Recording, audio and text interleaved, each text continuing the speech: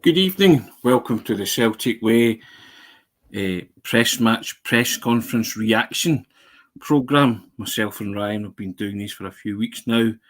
Amy Haggerty10 on the X handle or Twitter handle, and I'm delighted to be joined by Ryan McGinley at the Ryan McGinley on the Twitter or X handle as we react to Brendan Rodgers and Greg Taylor were put up today to preview the Kilmarnock game on Sunday.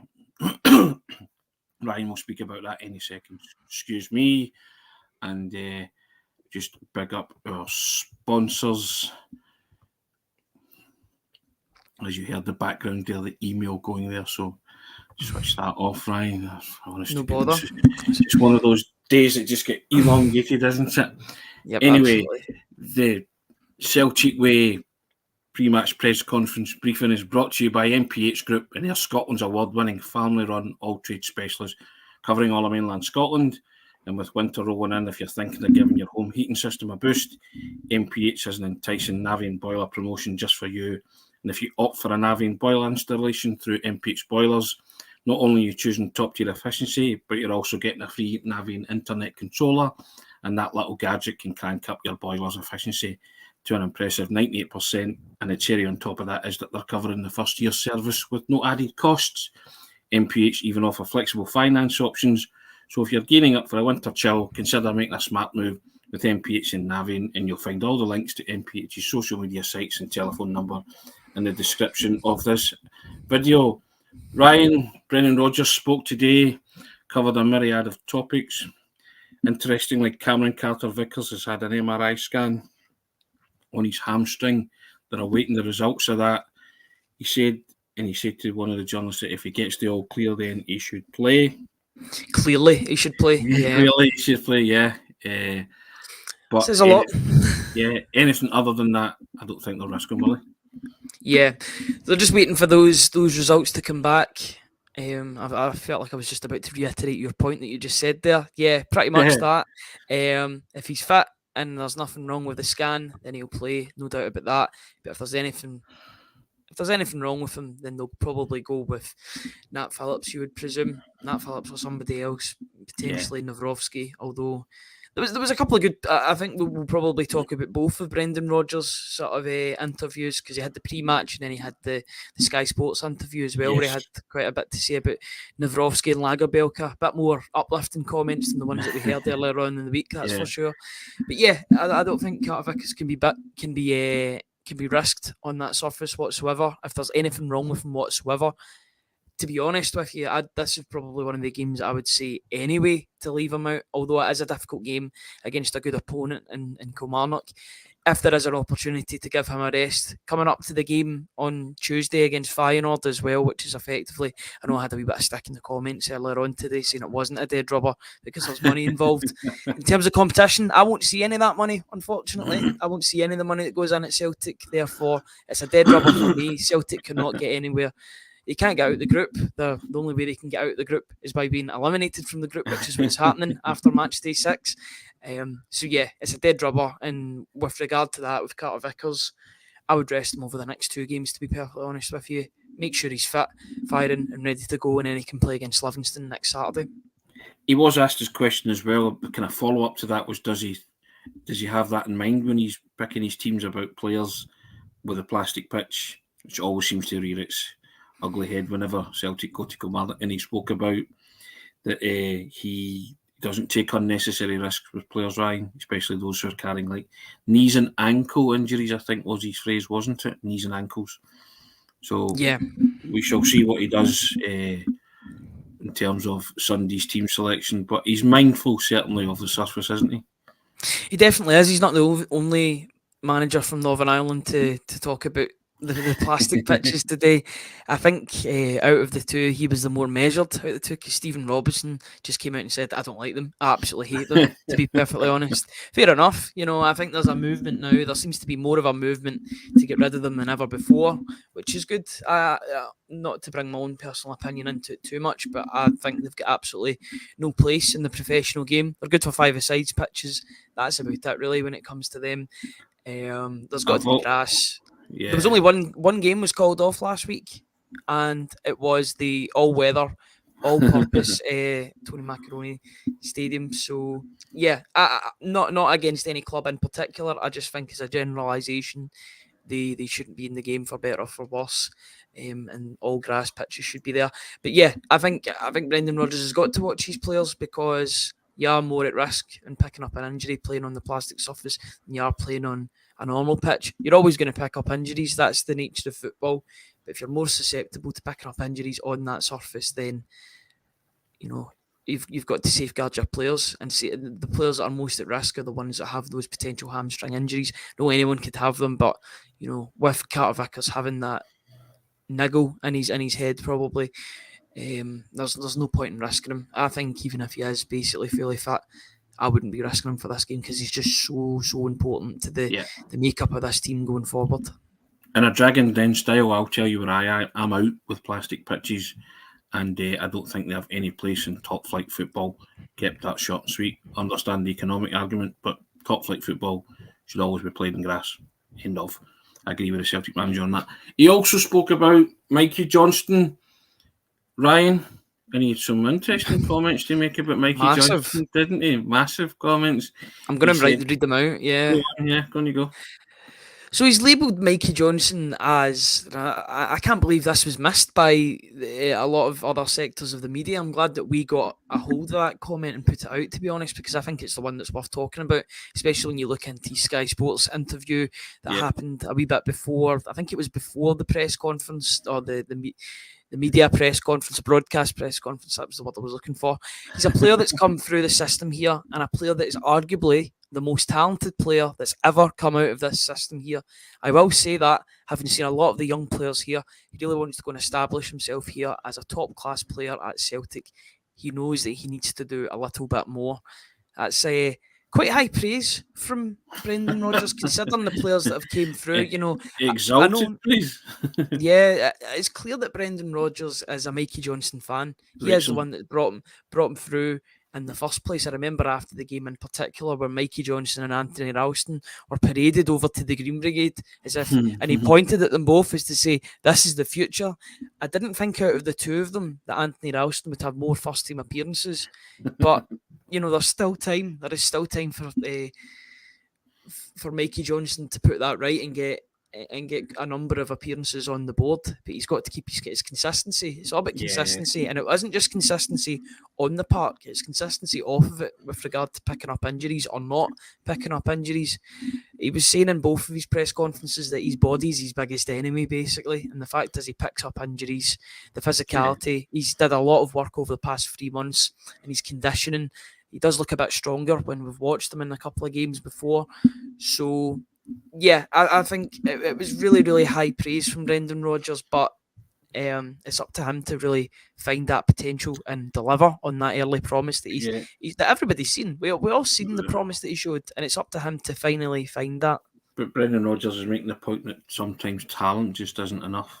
You have We've seen that so many times. Continually prove it, and he bigged up Callum McGregor, didn't he? He said that you have to admire Callum McGregor's hunger to keep doing it year in, year out, and his availability he spoke about as well, not having any but he's just sort of saying to Mikey Johnson, you have to be available for every game. You have to toughen up. You have to be conditionally strong and mentally and physically, because you can have all the talent in the world, but you're no use if you're playing one game and then injured in the stands or rehabilitating for forever long you're out for. So I think he was just sort of saying to him, everybody knows you're a player, Mikey, but it has to be the whole package now if you really want to be a success at Celtic and play regularly in his team.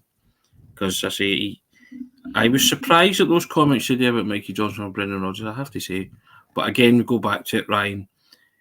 The manager watches him every day at training, doesn't he? He's always talking about the fact that on a 1-to-1, he's one of the best he's ever seen. Taking on a player. He's mentioned that quite a few times, hasn't he? He's used the 1v1 example in particular quite a few times over the past couple of press conferences. Shows that he's a big fan of the player and he knows the levels that he can get to. He called them elite level in terms of 1v1s. Celtic have got to, Celtic can't get enough good elite level players in and around the team. I'm not saying for a minute that Mikey Johnson is an elite level player. I'm just saying in that attribute, Brendan Rodgers, a manager that has worked with elite level players. You look at the resume that he's got. He's worked with Suarez. He's worked with Coutinho. He's worked with Jamie Vardy as well. As well as countless other top quality players. But I think it is. What was I saying there? An elite level. He needs to get to that level. He needs to make sure other parts of his games are elite. In order to make that big step up into the Celtic first team. If he can round out other areas and get them to a higher standard, as well as be consistent with regard to his availability and when he is available and he is starting games, making an impact and making sure that impact is consistent. He's got to look just across the wing, basically, to Luis Palma, a player that's been consistently delivering game upon game upon game. I know that Palma is younger than Mikey Johnson. It seems almost quite weird to say that, but he's got to take a leaf out of the younger player's book and look at his consistency. Yes, Luis Palma goes up and down in other games as well.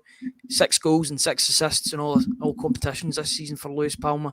Mikey Johnson's got to strive for the same level. Yes, correct, Armando. I totally agree with that.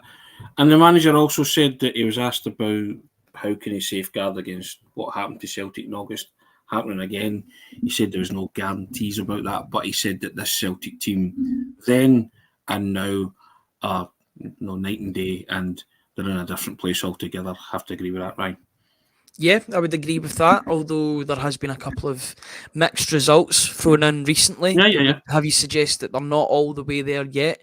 But I think that game as a whole was an absolute disaster in August. It was a disaster to watch. It was a disaster to write about after, because there just did not seem to be any positives whatsoever. When Celtic went 1-0 down to, Marley Watkins' goal? Danny Armstrong that made the goal. There was question marks as to why if that goal should have stood. Thanks to Greg Taylor's injury, he gets elbowed by the player. Greg Taylor gets taken off, and it's his man puts the cross in for the ball for the goal. But yeah, that all happened. I'm not bitter about that whatsoever. But it's a different game. There'll be different players taken to the field as well. Celtic's team will look a lot different than the team that started in that game. In the League Cup, I think it'll be a different striker for a start. Different midfielders too. A couple of the players that were there that will know all about it and know that result cannot be repeated. It's got to be 3 points. 3 points and back down the road for Celtic. It's because as Greg Taylor talked about, a draw is a disaster for Celtic nowadays. So I'm glad that mentality has seeped through into the players and they know that, because to me anyway, and I've always said this, a draw is like a defeat for Celtic, just given how close leagues can be. They've got to make sure that they don't have a disaster and they just stick to the status quo, which is Celtic winning games. Nothing less than a win will do, Ryan, because as you say, an early opportunity for Rangers to put a bit of pressure on Celtic, because Rangers are playing on Saturday against Dundee at home. Yep. You said this morning you fully expect Rangers to win that. I think the forum book suggests that they will win that. So, and they're kind of grinding out results as well under Clement. Now, also, Greg Taylor spoke today. You did Greg Taylor's Q&A, and you were saying that he's looking forward to the Euros and he likes this time of year because he likes the whole kind of fixture calendar pile up, doesn't he? He doesn't mind playing those kind of games. Yeah, he called it the notorious winter schedule. And I would agree with that, because it is totally different to any other time of year. I love it as well, just due to this time of year. You're feeling festive. You've got other sports such as darts, etc. on the TV, but you've also got the winter pile up of fixtures. You've got a game every 3 days, which is a dream for guys like us who are writing about Celtic, because you've always got something to talk about. You know that the next game, good or bad the previous game was, how good or bad the previous game was, you've always got the next game to write about and see if there's been improvements or lapses or whatever. So yeah, I'm glad that the players, and it sounded as if Greg Taylor likes the pile up of it as well. He likes playing in games. That's the attitude that you want to hear. He did speak about the fact that he's in a very privileged position, being a professional footballer and plying his trade every 2-3 days. So yeah, I've not got a problem with that whatsoever. It's just so long as they don't pick up injuries. Injuries are part and parcel of the game, and they will be even more so in winter. But as long as as long as the team can stay as fit as they can, and then these players that come back, such as Daisen Maeda, Leah Labada, Rio Hatati towards the end as well, if they can all get back, then Celtic will be pulling in the right direction for sure. I think the medical team are very big in the R&R though, aren't they? Rest and recovery, and I think the players enjoy that kind of game. I mean, I think this was Celtic's third game in 9 days, somebody pointed out. So as much as they will be training, there won't be a lot of hard training being done in between those games, Ryan, because they keep ticking over by playing the games, rest and recovery time, and then before you know it, you're back into the next game.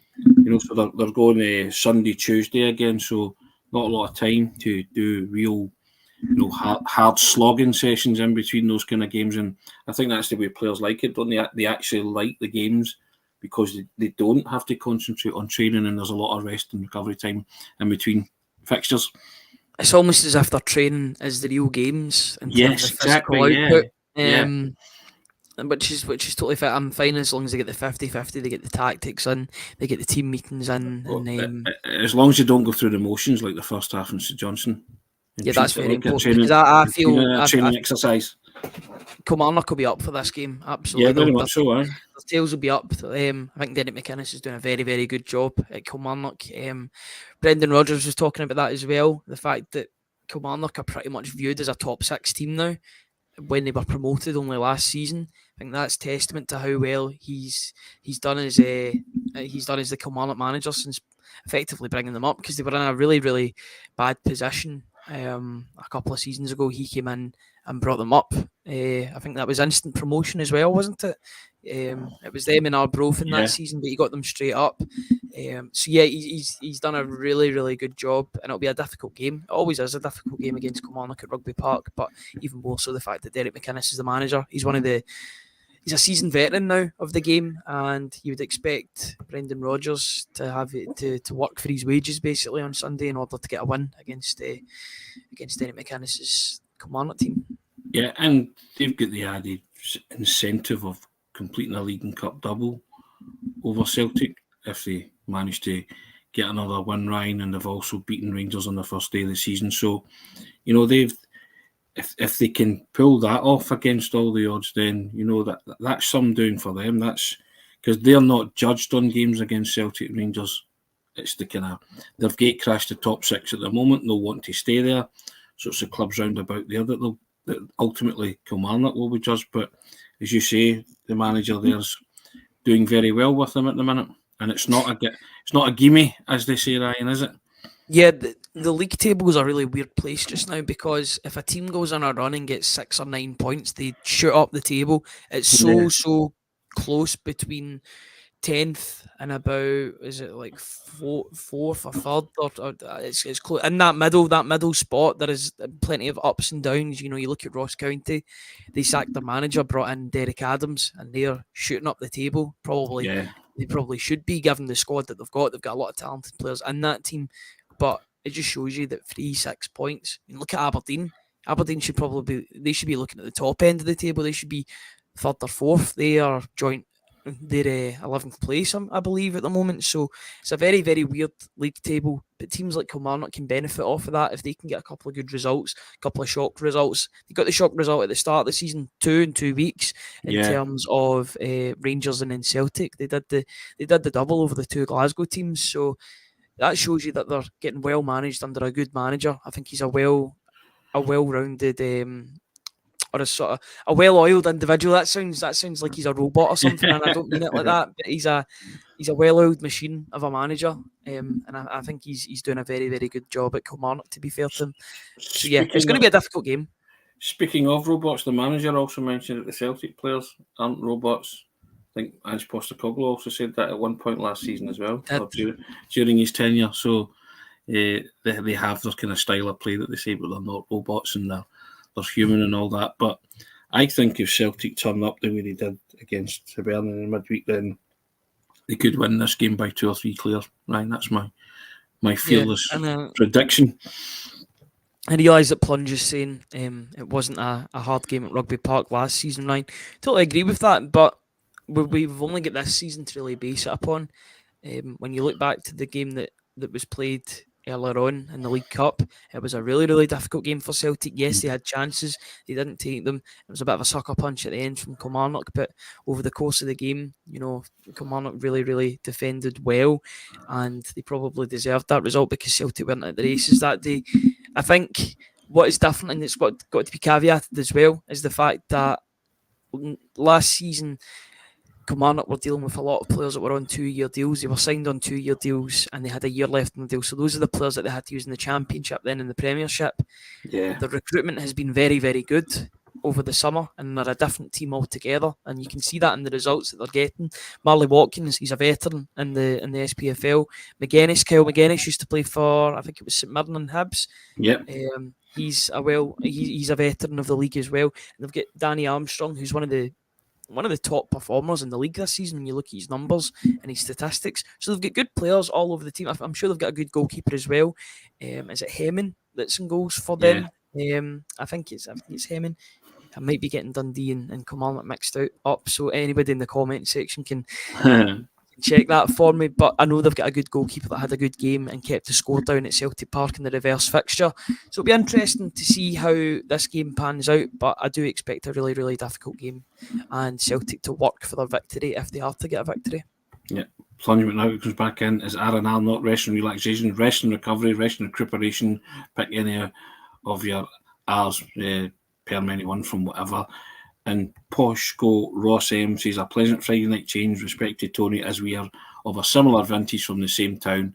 Alas, he was a Claremont boy and I was a St Bride's boy, St Andrews and St Bride's. There you go. Local knowledge there for you, Ryan. But yeah, I mean, that's basically the covering the press conference today. Brendan Rodgers talking about Mikey Johnson, bigging him up as an elite level player, talking about the plastic pitch and talking about Cameron Carter-Vickers' scan and saying that Celtic are in a different place completely from where they were when they lost in the League Cup in August. And Greg Taylor saying, bring it on, Ryan, this winter fixture glut. He's like loving it, looking forward to the Euros as well as young Greg, isn't he? As Brendan Rodgers says, he's got a manager that knows him inside out at international level, so he's got a lot to look forward to in the coming weeks and months of the season. But yeah, I like you, I think Celtic will have a tough time on Sunday, but I think the class players will turn up again, Ryan, and if they do, then as I say, Celtic could win it by 2 or 3 clear. I'm still weighing up my actual scoreline prediction, but I'll keep that for the pre-match, I think. Yeah, I think it's quite simple in the way that if Matt O'Reilly and Lewis Palmer turn up, then they're going to contribute goals and assists, and that will mean Celtic will outscore teams just purely by default. I think 27 goal contributions. I didn't mention it in the podcast this morning, but that's an incredible number for those two to have in December, considering that Lewis Palmer didn't even join the club until the last week of the transfer window. He didn't even play. Yeah. He didn't even play until after the first international break. So for him to be on 12 goals and assists in all competitions is incredible. Matt O'Reilly's just Matt O'Reilly, and he's doing what he does best, which is dazzle defences and just be graceful. Player of the year elect, Ryan? Is that what you're telling me? Between the two of them, yeah, I would say. Yeah. If Palmer keeps it going, then if he continues to keep going at the pace that he's at, then maybe a winger will get more of a look in than an attacking midfielder. But it's like I'll be happy if it's between those two, if I'm being perfectly honest, because I think they're well on the way to getting those nominations. They have both been outstanding this season. They've both made a really, really big impact. And I'm not a betting man, but I even if I was, I wouldn't be betting on who's going to finish up top amongst the two of them, because it's neck and neck at the moment. And let's just see how long this race goes on. Yeah, indeed. Guys, thanks for joining us for a second time today. It's almost 7 o'clock on a Friday. I think we've done a shift, Ryan, haven't we? We always do. Fridays are getting more and more elongated because of these press conferences and doing these reaction videos. But hey, we wouldn't have it any other way. But always result dependent, guys. We shall be back pre-match on Sunday to preview the lineup and give our scoreline predictions. Our predicted 11s will be out tomorrow morning, Ryan, yeah? Tomorrow afternoon. Tomorrow afternoon, the predicted 11. There's a scouting report coming out tomorrow morning. A scouting report from Stuart Ross. And if you like what we do, we always say, and we always implore you to do it if you can afford it. Yet Ryan's pointing to it. Subscribe to the Celtic Way website. Costs you £4 for 4 months, or £18 for the year for access to everything that's written on the website. And you can help support top quality journalism covering the club you love in the process. Hit that button, guys. www.celticway.co.uk/subscribe. That's www.celticway.co.uk/subscribe. We say thank you to MPH Group and for all your plumbing, heating, kitchen and bathroom needs, and the Navien Boiler Promotion. Then check the links to all our social media sites and telephone number in the description of this video. But thanks, guys. Sunday can't come quick enough. I hate not having football on a Saturday. I'm not a lover of Sunday matches, but it is what it is with Celtics. The champions bandwagon rolls into Kilmarnock, Ryan, down the M77, short trip. Celtic fans will be there in fine voice, and hopefully the players can turn up again and put on a show like midweek. Absolutely. Anyone will do, as Tony and his amazing technical quote probably. Anyone will do on the day. So I'll take anyone that comes possible. But as long as Celtic keep it going and keep the pressure going, because you would expect pressure to be applied the other way starting tomorrow. So just keep on winning and Celtic will get to where they need to be. Thanks very much for tuning in, guys. We'll see you on Sunday. Ryan, thank you very much for your contribution, Stella, as always. Guys, have a wonderful weekend up until Sunday afternoon. We'll be back with you then. Take care. Cheers, guys.